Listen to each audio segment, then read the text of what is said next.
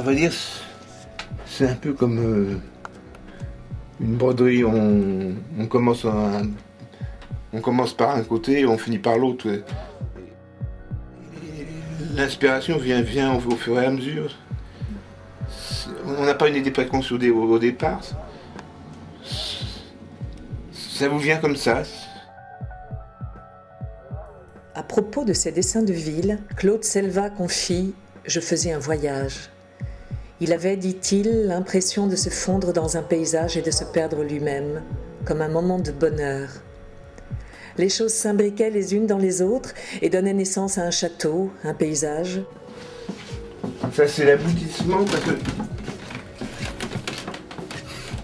j'ai fait énormément de dessins d'architecture, mais c'est l'aboutissement de ce que j'appelle la période des cathédrales. Des architectures imaginaires, quoi. Aujourd'hui, c'est terminé. Il lui a fallu passer à autre chose et il ajoute « J'étais renfermé sur moi-même. À cette époque, ma vie, c'était le voyage. » Il y a eu aussi une chose qui m'a bouleversé à l'époque, c'est la découverte de l'art brut. Il y a eu une grande exposition organisée par du Buffet sur l'art brut. Et j'ai reçu ça comme un coup de poing, comme une claque. Et c'est là que sont intervenus les personnages. Et peut-être en même temps, j'ai eu une vie personnelle qui s'est structurée.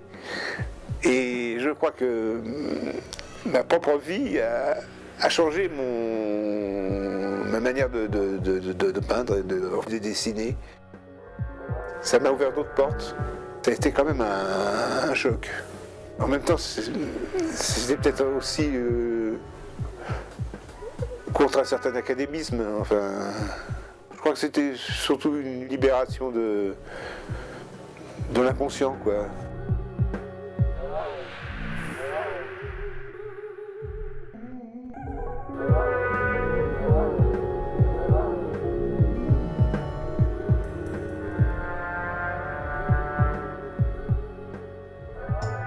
Surgit alors Un monde à l'envers, titre d'un dessin qui rompt radicalement avec son style antérieur. Ce qui constituera son bestiaire tout au long de sa vie surgit là, dans ce qui est également le premier dessin en couleur de la maturité. Claude Selva reconstruit à partir de son propre imaginaire un nouveau monde, insolite, qui passe d'abord par le renversement des valeurs et de l'ordre ancien. Les grandes maisons thermomètres, climatisées et desséchées, qui poussent sur les mamelons des banlieues géographiques, sont bien tristes, et leurs grosses larmes de mercure brûlent, brûlent, brûlent, comme des crocodiles empaillés. Mais le soleil qui passait par là, et qui arrange toujours bien les choses, leur dit en langue métaphysique « Shproum, shproum, shproum ». Et tout rentra dans l'ordre. On a des chocs émotionnels et ces chocs émotionnels, il faut les rendre d'une façon ou d'une autre. Bon, ben, moi, c'est par le dessin, mais pas pour d'autres, ça sera autre chose. Mais il y a un choc émotionnel en soi qui fait qu'on a envie de s'exprimer, quoi, de sortir un petit peu. Claude Selva note ses rêves sur des carnets. Ça s'est mélangé à l'apport du surréalisme, dit-il, et il ajoute « Et puis il y a eu mai 68 qui nous a tous remués comme un vent de liberté. André Breton, Paul Klee, Vols, Bronner, Reichel, Odilon Redon sont des artistes qui ont compté pour lui, tout comme Bosch ou Bruegel et leur monde symbolique. » Dans les années 70, Selva rencontre le peintre Jean Berthold. Il élargit sa vision de la peinture. C'est la couleur désormais qui prime. Sur bois, carton et papier, à la gouache, à l'encre et à l'aquarelle, il retrouve à la fois sa passion pour les fresques florentines et pour l'enluminure.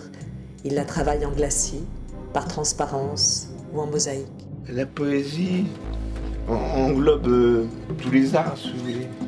Que ce soit la peinture, la musique, crois que la poésie, c'est le lien qu'il y a ce qu'il y a en plus, quoi. Enfin, c'est pas moi qui l'ai dit, hein, tout est poésie. Tous ces mondes parallèles au mien.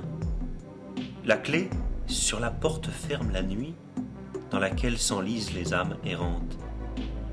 Et la lumière, qui filtre sous les nuages de la fenêtre du ciel, fait pâlir mes yeux morts, qui ne savent plus où est la vérité. Bleu. Bleu. Comme le sang de mes veines, bleu. Bleu, comme mon amour implacablement bleu. Bleus sont mes yeux, mon corps bleu, mes mains, mes cheveux bleus. Et rouge est mon âme.